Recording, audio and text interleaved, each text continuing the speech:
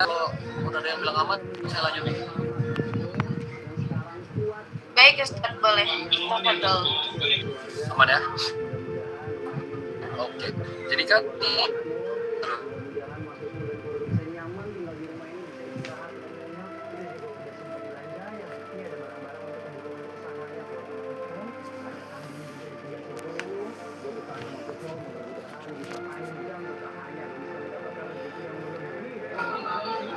aman ya?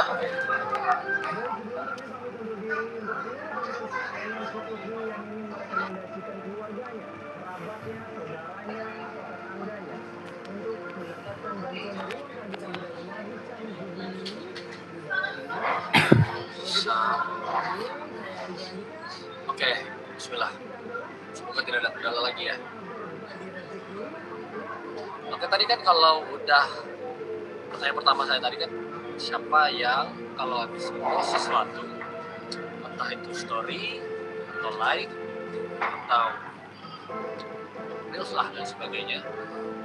Bentar ya, saya mau cross check lagi apakah ini aman aja. Oke, aman ya. Oke, siapa yang kalau nge-post story like terus itu beberapa menit kemudian langsung cek. Oke, udah kejawab ya tadi, ada banyak guys ya, ternyata banyak yang relate.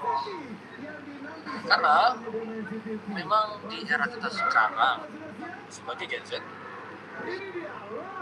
kita itu punya tantangan tersendiri yang tidak dimiliki oleh generasi boomer, yaitu ini. Apa ini Ustaz? Apa ini? Kok kosong gitu? Ya karena memang ini tidak terlihat. Ini namanya the invisible wall. Ya ini istilah yang saya bikin sendiri aja tadi, sorry. Gak ada teorinya atau gak ada sainsnya. Invisible wall. Kenapa saya bilang ini invisible wall? Karena zaman dulu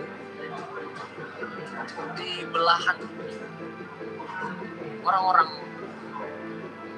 tua kita, nenek-nenek kita, bapak-bapak kita itu bisa jadi mereka nggak tahu saudara saya di Palestina itu gimana ya, keadaannya udah berapa korban ya saudara saya di sana, itu nggak tahu itu. Mereka nggak tahu ada orang yang 19 tahun, 15 tahun udah jadi CEO, mereka nggak tahu 10 tahun udah ada yang jadi menteri. Nggak usah di belahan dunia, di kabupaten sebelah atau di kota sebelah mungkin nggak ada yang tahu ada pemain. Mungkin semuanya susah kecuali melihat tetangga sebelahan, sebelahnya, karena mereka dulu ya kan surat orang atau video. Sekarang ada transfer physical, kata begitu.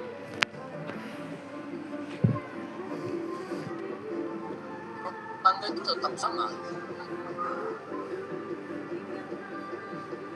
ada pagarnya kan, yaitu keterbatasan tadi, keterbatasan informasi tadi itu tadi. Sekarang nggak ada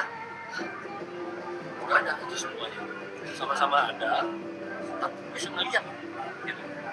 Dunia digital harus semua keterbatasan pandangan, tetangga dari belahan dia bisa kita lihat semuanya tanpa tinggal batas waktu. Bahkan kita bisa lihat presiden kita tadi pagi ngomong apa aja kita tahu.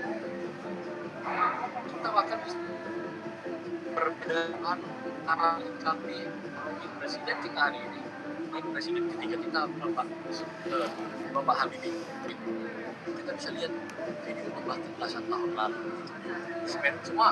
Semua fenomena itu 19 tahun jadi CEO, 19 tahun jadi perintis, viral karena flexing, karena cantik, karena semuanya membuat sikap yang nggak ada di zaman sebelumnya dan hanya ada di generasi kita, yaitu membanding-bandingkan diri sendiri.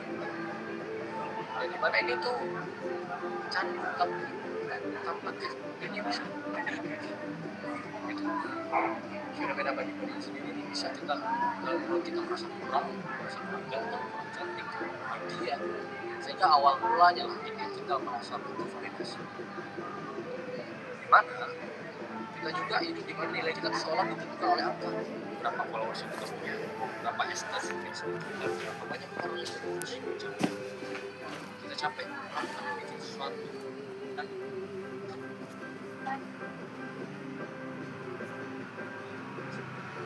bahkan ada juga uniknya dia tuh biar dilihat sama orang yang dia benci, kayak buat apa gitu. Tapi ada gitu. Pertanyaannya, kalau udah bilang keren, terus apa gitu? Apakah hati kita tuh tenang setelah? Ya kayaknya enggak juga. Banyak udah ini segalanya, tapi kalau merasa ada sih sana sini tapi merasa ada yang kurang gitu. Kenapa ini terjadi?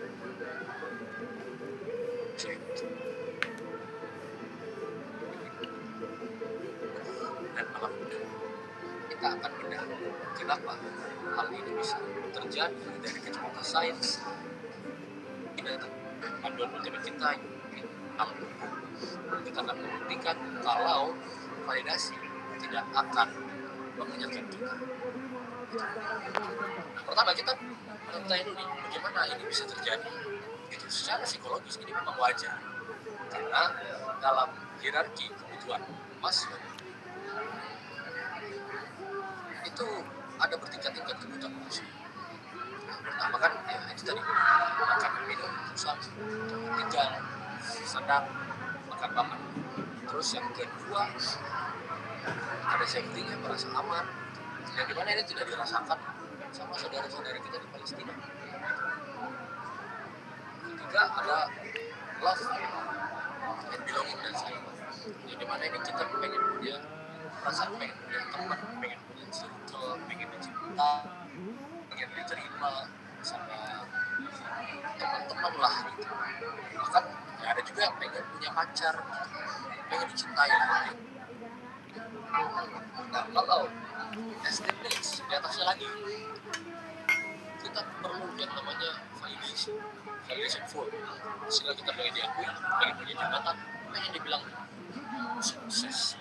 Dan di atas lagi ada yang namanya self actualization, keinginan untuk menjadi apa yang udah pernah inginkan. Inilah puncak piramida Maslow. Dari sini mana kamu tuh pengen menjadi versi terbaik, mengeluarkan semua potensi bakat sampai mencapai personal growth yang ya titik maksimal begitu. Setelah vision full berpikir pendek akan kita bahas. Nah, kalau kita lihat orang itu harusnya kan bertingkat-tingkat, berjenjang. Kayak setelah kebutuhan fisik baru rasa aman, rasa aman, love and belonging, barulah sih. Sayangnya karena fenomena kita tadi yang aku sebut di awal, yang dimana itu tidak ada di milenial, Geno, Boomer, kita tuh ini langsung loncat ke 4 gitu. Bahkan ada yang mengorbankan harga dirinya, ada yang mengorbankan fisiknya untuk kita di sistem itu pengen divalidasi tadi, gitu, pengen diterima secara sosial gitu. Nah masalahnya Gen Z ini terjebak di level 4 kan. Kita menganggap validasi itu seperti pujian. Kalau nggak dipuji, kita merasa kalau ada mental kita langsung down. Kita udah takut puji lagi, kita